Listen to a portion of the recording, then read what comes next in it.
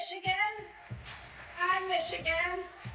So, thank you for that beautiful welcome. I wanted to introduce myself. I'm Maria Shriver, and as you heard, I'm a mom, I'm a Mama G, I'm a businesswoman, and I'm a journalist. Yeah. I was raised in a very prominent Democratic family. I married a Republican. I served as a Democratic First Lady in a Republican administration in California, so I get this bipartisan thing. I've seen it up close. And now I'm a proud independent. But perhaps best of all for all of you, what I'm really proud of is to be the mother of a graduate of the University of Michigan. Go Blue!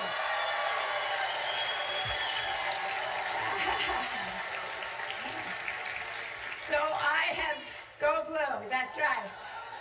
Oh, okay, that's okay, healthy competition. So I've spent a lot of time in this state, and I must say, I love Michigan. I love its history. I love the landscape here. How beautiful are those trees when we were driving in, oh my God. And most of all, I love the people. I really love the people, and I was so glad to be able to meet several of you, quite a few of you, before everybody took their seat. So I want you to know I'm really happy to be here. In fact, there isn't any other place I'd like to be at this moment than right here with all of you having this conversation. So thank you.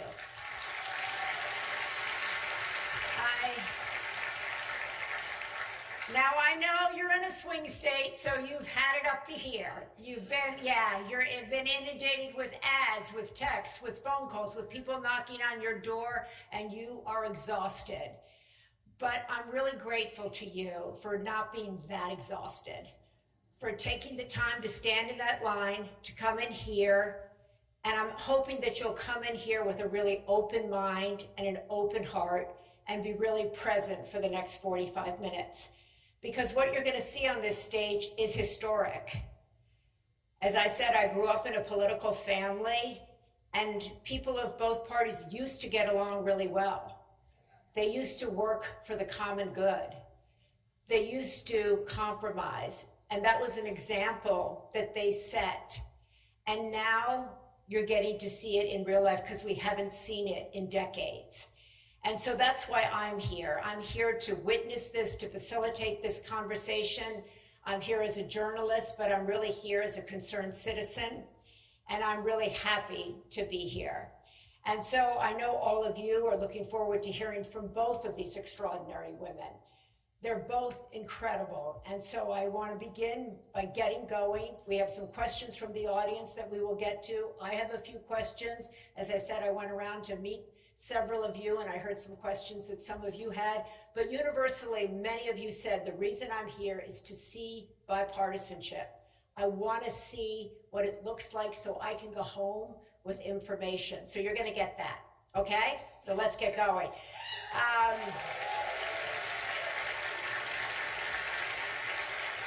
So sit back, be comfortable. You're not, unfortunately. We have some predetermined questions, and hopefully I'll be able to ask some of the questions that might be in your head. I hope so. But so I'm going to introduce the Congresswoman from Wyoming. Liz Cheney, as you all know, is an incredible, courageous public servant. I'm a big admirer of hers. She has been going across this country, brainstorming with Kamala Harris, and she has put herself on the line. She has taken a lot of incoming for her position and for standing up in the way she has. So give her a great Michigan welcome, Representative Liz Cheney.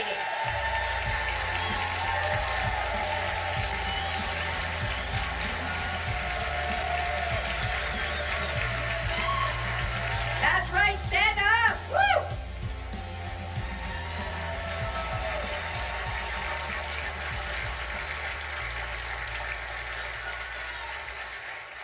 And she's the mother of 5, okay? We were talking about that backstage. And now the MVP, that stands for Madam Vice President, MVP. I want to say several of you, and I've heard over the last several months that a lot of people say, well, I just don't know Kamala Harris that well. Well, I do. So I worked alongside her when I was First Lady of California. She was the district attorney in San Francisco. She was the attorney general of the state of California. I've seen her work up close. I've seen how she is as a person, and that's why I am here. She is really an incredible leader. She brings people together. I've seen that firsthand. And most recently, we have worked on transforming the way the federal government funds and prioritizes women's health research.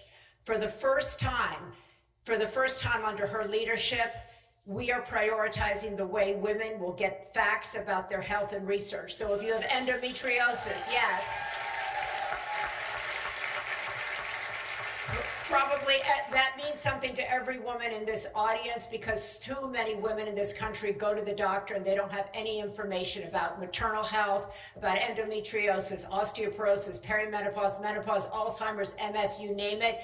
And she has worked diligently to try to change that trajectory, and she will continue to do so. So that's a big issue that I don't think gets enough attention in this campaign. She cares about people. People, families are at the center of her agenda. That's why she's the MVP. So please welcome Madam Vice President Kamala Harris.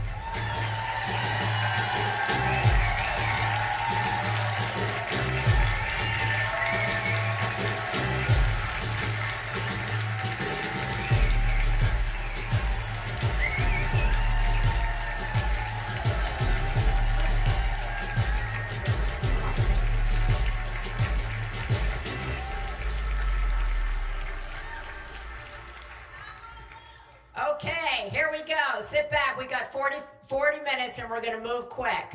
Okay? So I want this to be like a kitchen table. Like, just think that we're sitting around the kitchen table and we're jamming about all kinds of stuff. That's the feeling I want to have at this. This is like a Kennedy family kitchen table. Yeah. Most people don't have this many.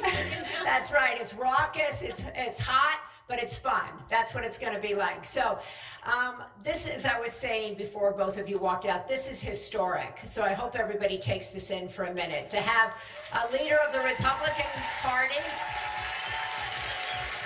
and the Vice President of the United States. So let me begin with you, Madam Vice President. Did you ever think in your wildest dreams that you would be running for president alongside Liz Cheney, who would be advocating for you, campaigning for you, a member of an opposing party, putting herself on the line for you?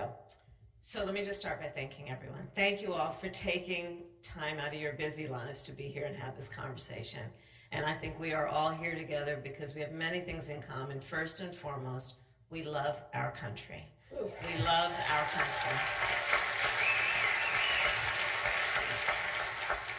You know, so Maria, perhaps not, but perhaps not. But let me say this. So you mentioned, you know, my background. So I started my career as a prosecutor. And most of my career has been spent outside of Washington, D.C., not in Washington, D.C. And for most of my career, let me just tell you, I never once asked a victim of crime, a witness, are you a Democrat or are you a Republican? Never. It would have even occurred to me to ask that. What I did ask everyone, are you okay?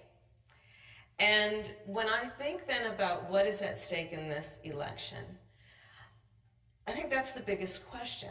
And it is a moment where, born out of our love of our country, born out of, for me, having taken the oath of office to the Constitution of the United States at least 6 times, I believe what is at stake in this election is so fundamental for us as Americans. And it is about, do we take seriously the importance of a president who obeys the oath to be loyal to the Constitution of the United States? Do we prioritize a president of the United States who cares about rule of law, much less the spirit with which they approach this most powerful position? There's so much about this last era, when I talk about turn the page, that's what I'm referring to, like the last decade, that has been about some powerful forces suggesting that the measure of the strength of a leader is based on who you beat down, instead of what I think most of us believe, regardless of your party affiliation, that the real measure of the strength of a leader is based on who you lift up. And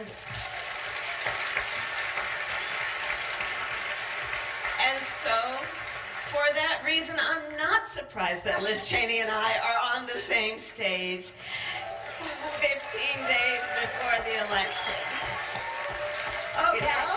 Well, maybe you're not surprised, but I'm surprised. And I think a lot of people are surprised. So I want to know, are you surprised? Are you surprised that you're out here campaigning for a Democrat, campaigning for Kamala Harris against the party that you've been a part of your entire life? You know, what I would say, first of all, is we all know, everyone who watched January 6th knows, you know, what Donald Trump is willing to do. He lost the election. He tried to overturn it and seize power. And then he sat in his dining room and he watched the attack on television. He watched it. People pleaded with him to tell the mob to leave and he wouldn't. And he watched law enforcement officers be brutally beaten. He watched it. That's a depravity that, to me, and you know, I think to anyone who's taken the oath of office, makes someone absolutely unfit ever to be president again. Now,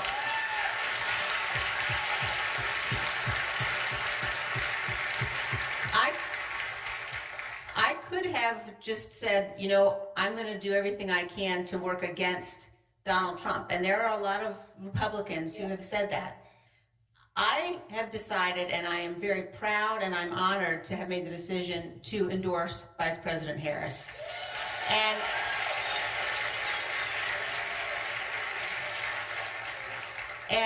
I have gotten to spend time with Vice President Harris. I have had the chance to talk with her about how important it is that we have two strong parties in our country, about the kind of president that I know she'll be. And I think all of us, it doesn't matter what party you're in, we all know this is a good and an honorable and a great nation. And we have to have leaders. You might say, I'm not going to agree on every issue, but we have to have leaders who take that seriously. We have to have leaders who are going to be sincere. And as a mother, I want my children to know that there is someone sitting in the Oval Office that they can look up to, someone who can be a role model. And I'm incredibly proud, and I know that Vice President Harris will be that. Right. And Maria, let me just add one thing also, because it bears repeating. I have seen a lot of Republicans go up to Liz Cheney and thank her. And they may not be doing it publicly. They may not be doing it publicly because I think she has shown, to your point, extraordinary courage, especially in this environment post-January 6th, where there's something, an undercurrent that is violent in terms of the language and the tenor. And for her to show the courage she has shown is extraordinary. But I've seen Republicans come up to her, and from my vantage point, she's actually not alone. And so I want to talk about that because there are a lot of people who are scared to vote for you, scared about the environment, scared to talk about politics. How scary was it for you personally to make this decision? What has been the personal cost for you to do so? It was not, it wasn't scary at all in terms of making this decision. Because when I look at the nature of the threat that Donald Trump poses, and look, Donald Trump is doing everything he can to try to get people to forget about what he did on January 6th. And when you think about that level of instability, the level of erratic decision-making, the misogyny, that's not someone that you can entrust with the power of the Oval Office. And so I think that we are facing a choice in this election. It's not about party. It's about right and wrong. And I certainly have many Republicans who will say to me, I can't be public. They do worry about a whole range of things, including violence, but they'll do the right thing. And I would just remind people, if you're at all concerned you can vote your conscience and not ever have to say a word to anybody. And there will be millions of Republicans who do that on November 5th. Vote for Vice President Harris.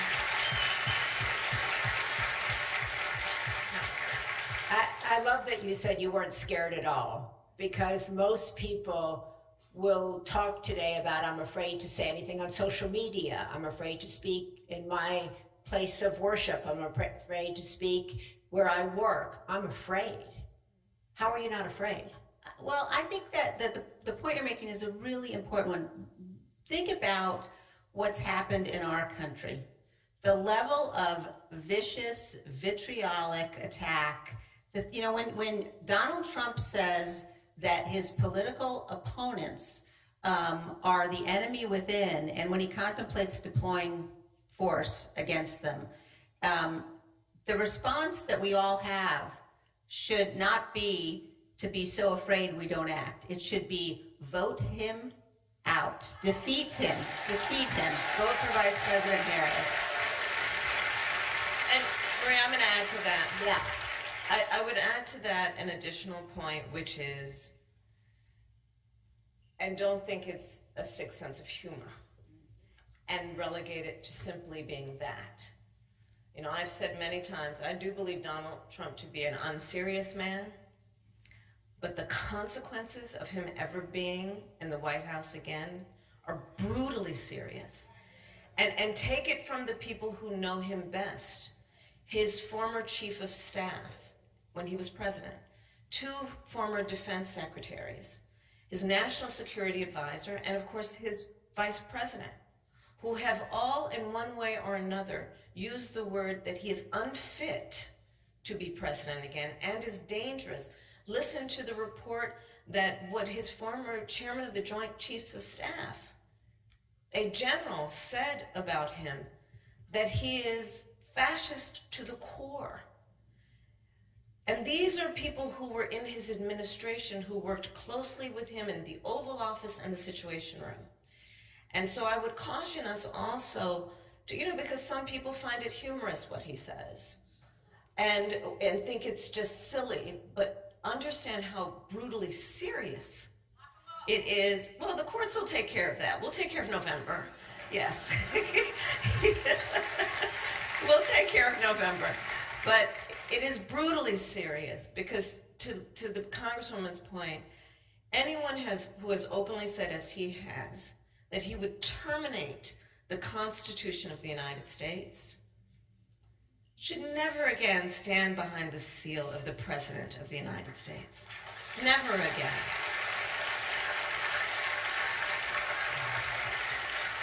So, Madam Vice President, I wanted to ask you, several people that I talked to in preparation for this, when I asked them, they said, well, I want to vote for the Vice President, but I just don't feel like I know her.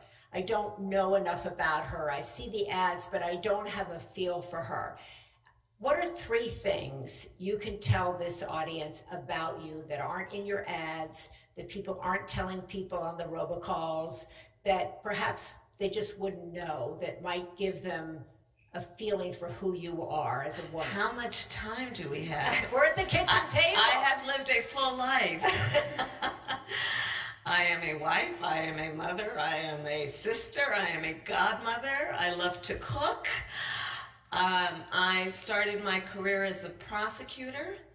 In large part, there are many reasons, but one very fundamental is when I was young, one of my best friends in high school, I learned, was being molested by her stepfather. And I told her when I learned she had to come live with us. I talked to my mother about it. Of course she has to come live with us, and she did. And I decided I wanted to take on a career and a life that was about protecting the most vulnerable. I served as Attorney General of California 2 terms. I was the top law enforcement officer of the biggest state in the country. And doing that work, it included prosecuting transnational criminal organizations for the trafficking of guns, drugs, and human beings. I did the work of taking on the big banks during the foreclosure crisis and delivered $20 billion for homeowners who had been targeted with predatory lending practices. I took on the big pharmaceutical companies on behalf of consumers As Vice President of the United States, my priorities have been many, including, to your point, the work that you and I have done over the years, focusing on women's health. One of my priorities has been maternal mortality. But I have only had one client in my career, the people. And my belief is that there is great nobility in public service if one understands that they hold the office in the public trust. It is not about personal power. It is about what you can do that lifts up the condition of people. And there is so much about how I think about my responsibility, and I'm here to ask for your vote, is that I intend to be a president for all Americans, understanding that the vast majority of us have so much more in common than what separates us. And this era that was kind of initiated by Donald Trump has not only been exhausting, it has been harmful to us as a nation. The notion that a president of the United States would encourage Americans to point fingers at each other, that there would be a suggestion that we are a divided country, that instead of knowing we have so much more in common than what separates us.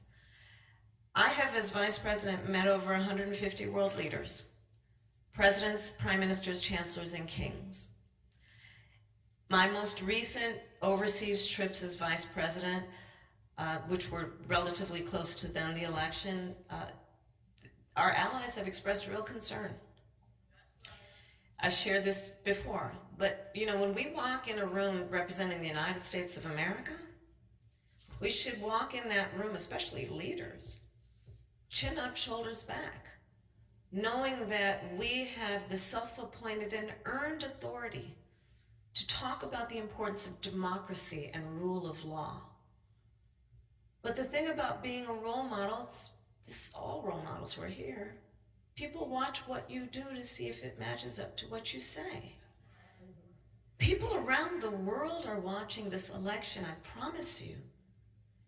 And my one fear I have is I hope and I pray that we, the American people, understand not only what is at stake for us in this election, but how much we mean to the rest of the world.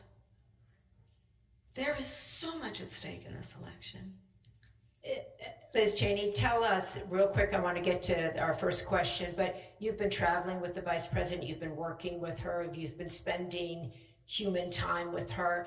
Tell the audience what you see that perhaps the camera doesn't get or the ads don't get, so that they can get a sense of her that you have. Well, I think that what I can tell you is that what the Vice President is saying about wanting to be a president for all Americans, caring deeply about this country, those are things that come across very, very clearly and very directly. And look, I'm a conservative. The very first campaign I ever volunteered in was for President Gerald Ford in 1976. And ever since then, I have been voting for Republicans. I've never voted for a Democrat. And wow. And so the fact that I believe so strongly that in this election, we need to elect the person who is the responsible adult. And we need...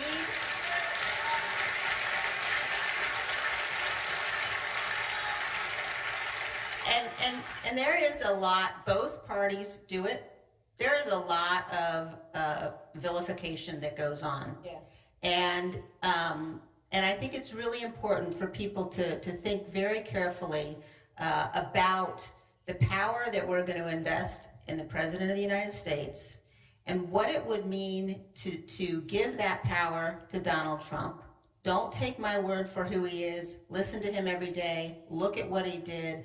Remember that the people, as the Vice President said, who are opposing him are the people who know him best, the people who worked most closely with him. And so I would just say I know that the Vice President has had the range of experience, as Vice President, as Senator, as Attorney General of California.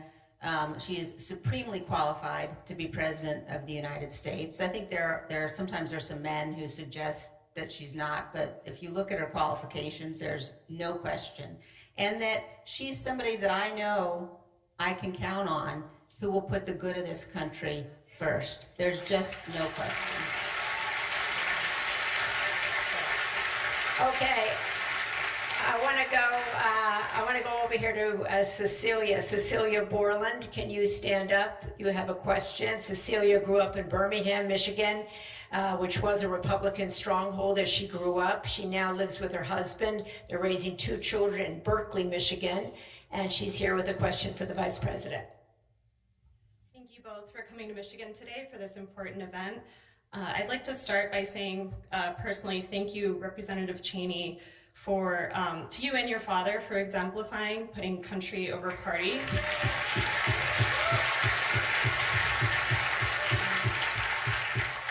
And Madam Vice President, I hope you had a wonderful birthday yesterday. Thank you. Thank you.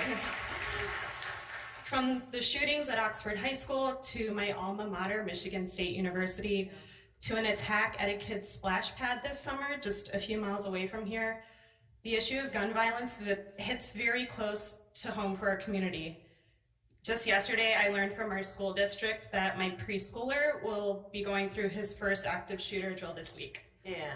As a gun violence survivor and mother of 2 young children, the issue of gun violence and the safety of my children in their schools and in our community is my top priority. Madam Vice President, if you are elected president and there is a Republican majority in Congress, how will you work with them to make impactful and immediate progress around gun violence, especially in our children's schools? Right. Thank you. Cecilia. And thank you, and for your courage to speak up about this. So, well, we have done it actually in the last 4 years. We had a bipartisan group of folks in Congress who came together for the Safer Communities Act, which is the first meaningful piece of gun safety legislation in 30 years. And so it's a good step, and it really does tell us that we have a will within the United States Congress to work in a bipartisan way, and then Congresswoman Cheney was one of those Republicans that actually voted for it. This is how I think of the issue, and it is through the lens of many experiences, including I'm so sorry about your kids going through active shooter drills. Our kids did. It's traumatic. That our children, you know, growing up, I'll speak for myself, we have fire drills. Yeah. Right? Our children are now learning how to keep themselves safe if there's an active shooter at their school. I did a tour last year of colleges with college-aged kids, so I also did some trade schools. And I would ask the auditorium would be packed, college-age kids, and I'd ask them, raise your hand if at any point between kindergarten and 12th grade you had to endure an active shooter drill. Almost every hand went up. Our kids are growing up where they are learning that they may be unsafe in the classroom, where they should be absorbing the wonders of the world. One kid said to me, we were talking about this, and said to me, that's why I don't like going to 5th period. I said, why, sweetheart? Why don't you like going to 5th period? Because in that classroom, there's no closet in which to hide. So when we think of this issue, we must also consider the trauma, that is, the trauma of the direct trauma for those who have been directly affected by gun violence, including that to our kids who are in schools across our country doing this, not to mention their teachers who want to teach and not also have to worry about, will they be able to physically protect a child from a bullet? Here's how I think about it in terms of the macro point. We have been pushing as a country, I think, a false choice that suggests you're either in favor of the Second Amendment or you want to take everyone's guns away. And that's a false choice. I'm in favor of the Second Amendment. I have talked about the fact both Tim Walz and I are gun owners. I also believe we need reasonable gun safety laws, assault weapons bans, red flag laws, universal background checks. And And reports say that the majority of NRA members agree on, for example, universal background checks. What is a universal background check? It's just common sense. Here's what it is. You just might want to know, before someone can buy a lethal weapon, whether they've been found by a court to be a danger to themselves or others. You just might want to know. It's common sense. We need common sense gun safety laws, and I will continue, I've done it throughout my career, work with all of our colleagues across the aisle, and I know that we can make progress. But this is not, I'm not trying to take anybody's guns away from them, but we need reasonable gun safety laws. Okay, I want to come back to the issue of public safety in a minute, but first we want to go to Martin. Thank you, Cecilia, very much. Martin Howerlich, he's a former Republican member of the Michigan House of Representatives, and he's here with a question about national security. Well, thank both of you for being here this afternoon. I really appreciate your coming to the state of Michigan to be here. I would like to ask, what can the U.S. do politically, economically, or militarily to deter Russia from continuing its war on the independent nation of Ukraine while simultaneously strengthening our own U.S. security interests? Thank you, Martin. Go ahead. So,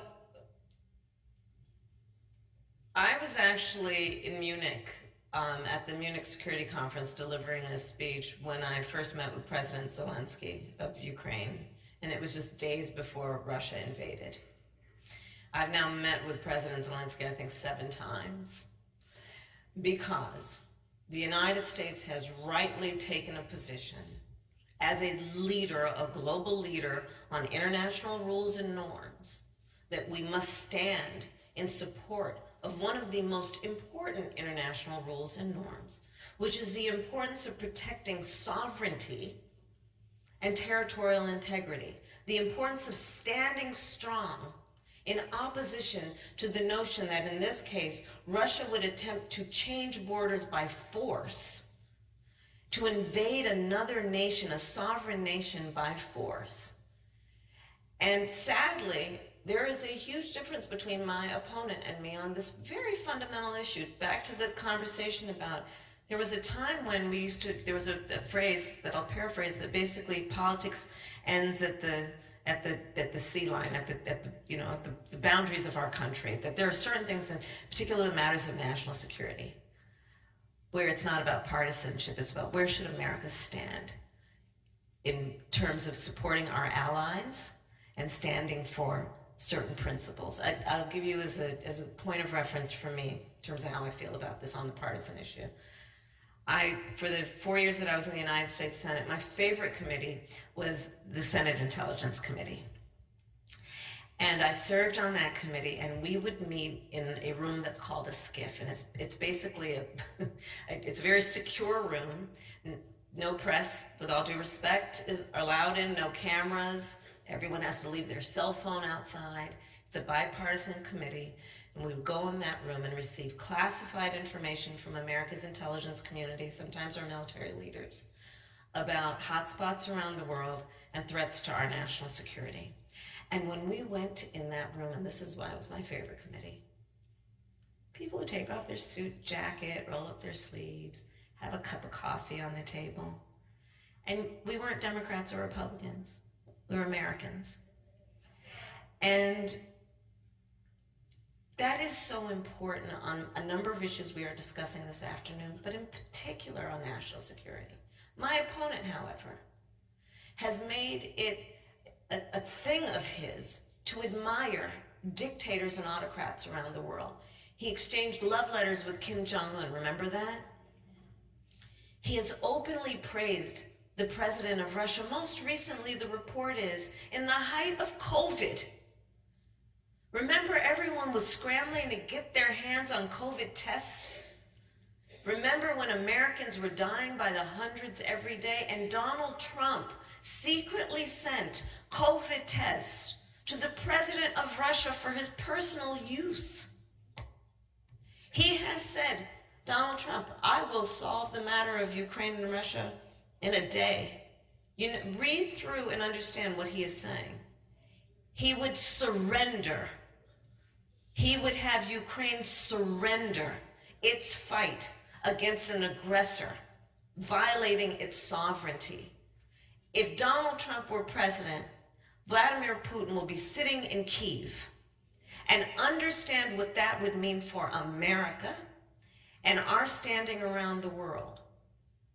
But thankfully, there has been bipartisan support, and to your point of where you stand on this very fundamental issue. But this is a very vivid example of what is at stake in this election, because Donald Trump has been very clear. He would give away the shop. He has been manipulated and is so clearly able to be manipulated by favor and flattery, including from dictators and autocrats around the world. And America knows that that is not how we stand. That is not how we fight.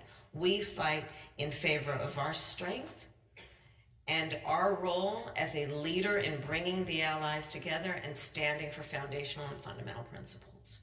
Congressman Cheney.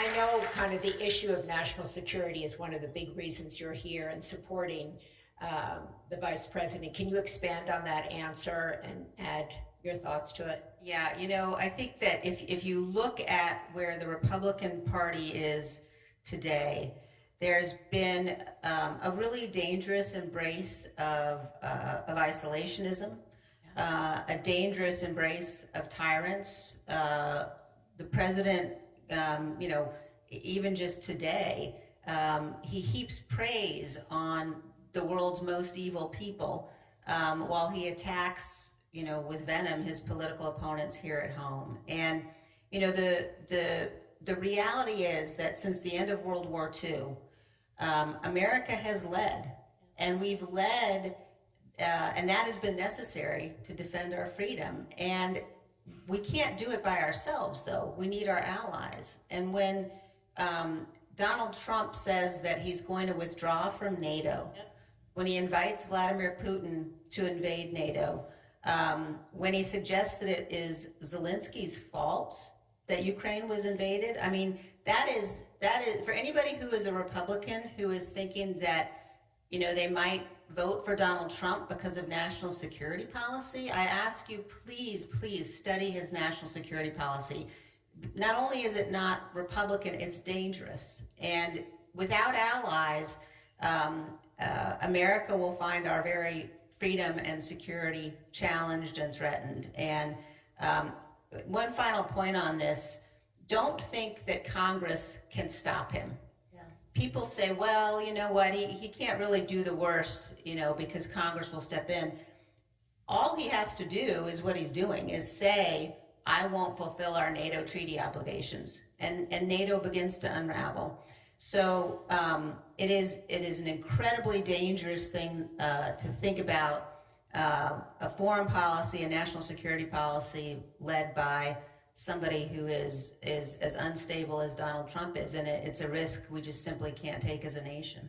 And I'm going to add for emphasis that let's also be clear about, on this subject specifically of Ukraine, Donald Trump's approach would be to surrender. Understand what that would mean. That is signaling to the president of Russia he can get away with what he has done. Understand, look at the map. Poland would be next.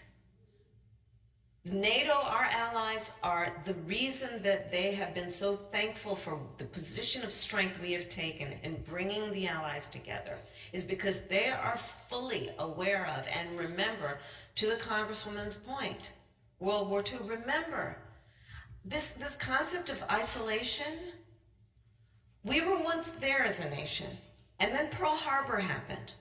Let's remember, recent history, Europe remembers it well. Then when we got attacked, Pearl Harbor, we jumped in. And it is because America jumped in that we were ultimately able to win that war. And it should be a constant reminder to us, we have to remember history, that isolationism, which is exactly what Donald Trump is pushing, pull out of NATO, abandon our friends, Isolationism is not insulation. It is not insulation. It will not insulate us from harm in terms of our national security. So I say that to emphasize a point that the Congresswoman made, and the other point I'd make is also check out where he's been on how he thinks about America's military and service members. One of the great, great American heroes, a prisoner of war, John McCain. Remember how he talked about John McCain? He said he didn't like him because he got caught. You look, he's called members of our military suckers and losers. And then look at how some of the highest ranking members of our military, including what I mentioned earlier, the former chairman of the Joint Chiefs of Staff, a dedicated member, leader in America's military, how he has assessed Donald Trump, fascism to his core. So There are your talking points for the kitchen table.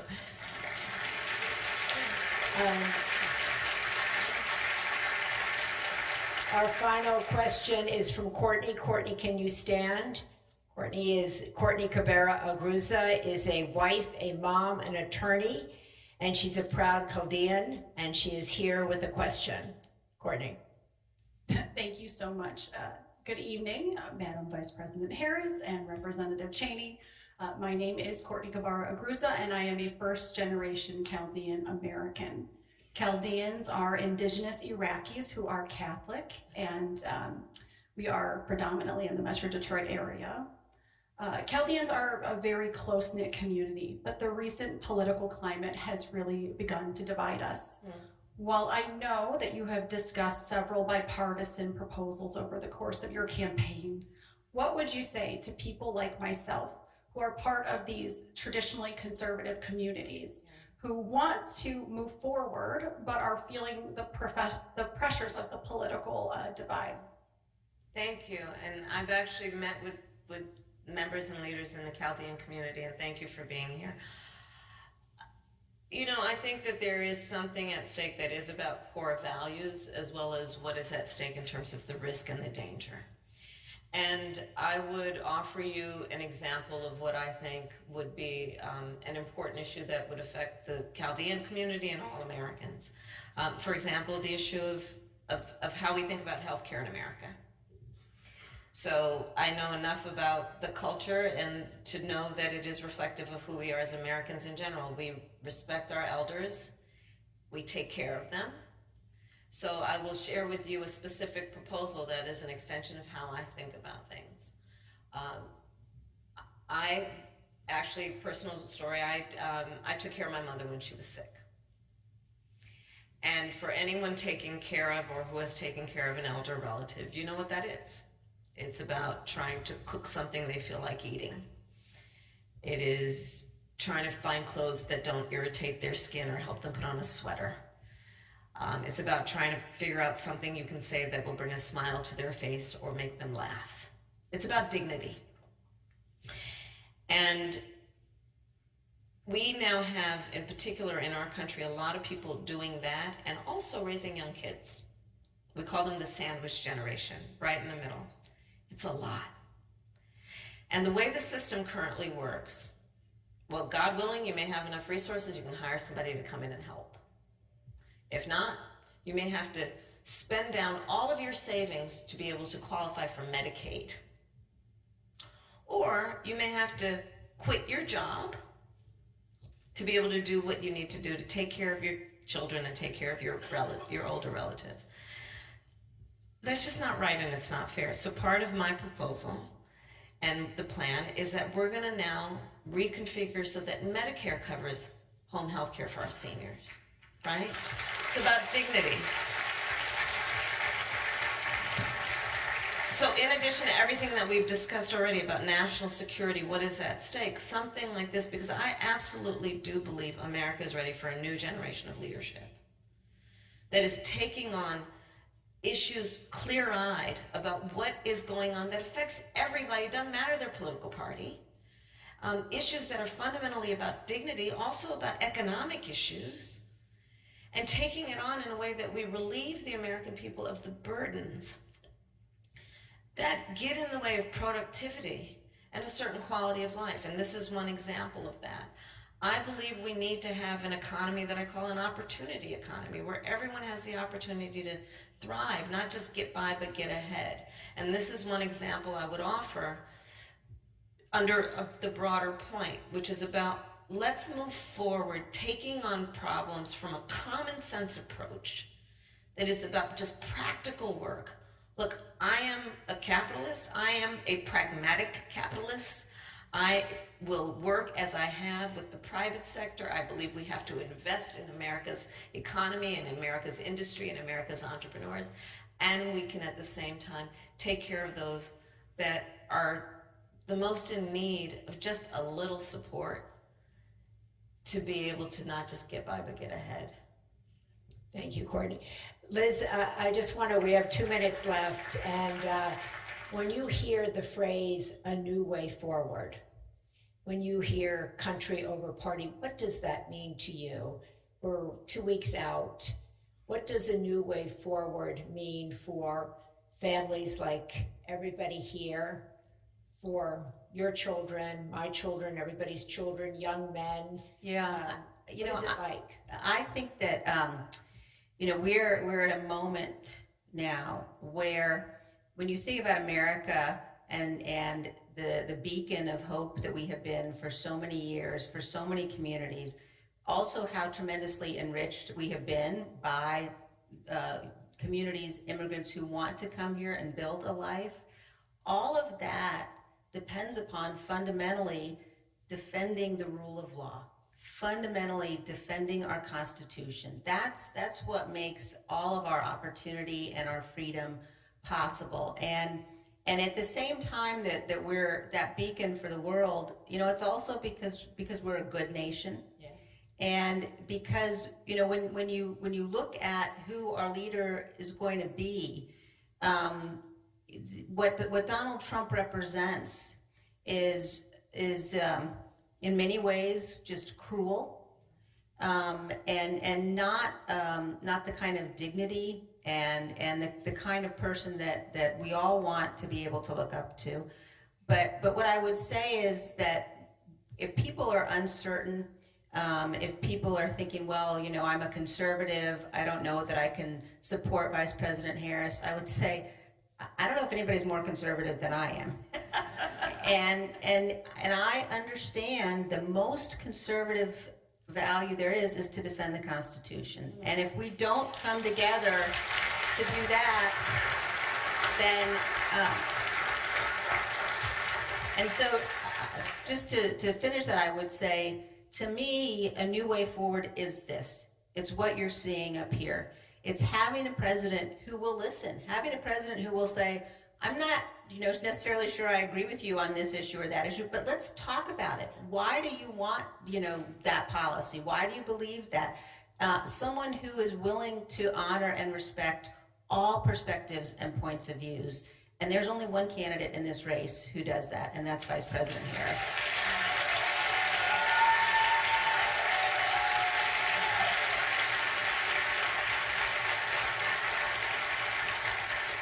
In fact, a lot of polling of undecided voters who call themselves the exhausted majority said, I just want leaders who listen to one another. I just want leaders who speak respectfully to one another. I want to see decency. I want to see people I can look up to. And unfortunately, that's considered a new way forward, as Representative Let's Cheney. do that. Let's do that. Yeah, let's do that. Let's make that a way forward. The final word, Madam Vice President, everybody I talk to says, I have to turn off the news. I can't read anything. I'm meditating. I'm doing yoga. I'm so anxious. I just don't even know. I'm eating gummies, all kinds of things, What are you doing? What are you doing? Not eating gummies.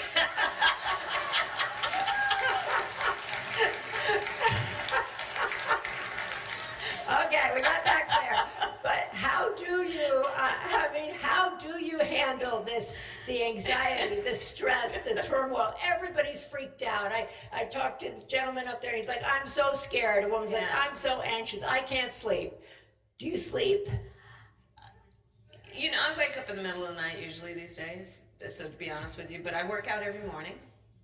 I think that's really important to just kind of, mind, body, and spirit.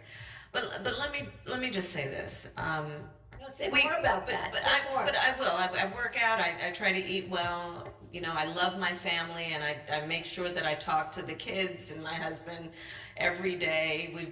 Doug and I have been kind of traveling. We're trying to cover a lot of ground, so we're not with each other every day these days. But my family grounds me in every way. But if I can just speak to what people are feeling. We cannot despair.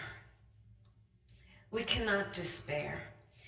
The nature of a democracy is such that I think there's a duality. On the one hand, there's an incredible strength when our democracy is intact. An incredible strength in what it does to protect the freedoms and rights of its people. Oh, there's great strength in that. And it is very fragile. It is only as strong as our willingness to fight for it. And so that's the moment we're in. And I say do not despair, because in a democracy, as long as we can keep it in our democracy, the people, every individual has the power to make a decision about what this will be. And so let's not feel powerless. Let's not let and I get it, overwhelming nature of this all make us feel powerless, because then we have been defeated. And that's not our character as the American people. We are not one to be defeated. We rise to a moment, and we stand on broad shoulders of people who have fought this fight before for our country. And in many ways, let us look at the challenge then that we are being presented and not be overwhelmed by it. The baton is now in our hands to fight for, not against, but for this country we love. That's what we have the power to do. So let's own that. Dare I say, be joyful in what we will do in the process of owning that, which is knowing that we can and will build community and coalitions and remind people that we're all in this together. Let's not let the overwhelming nature of this strip us of our strength. That's how I feel about this. That's how I feel about this.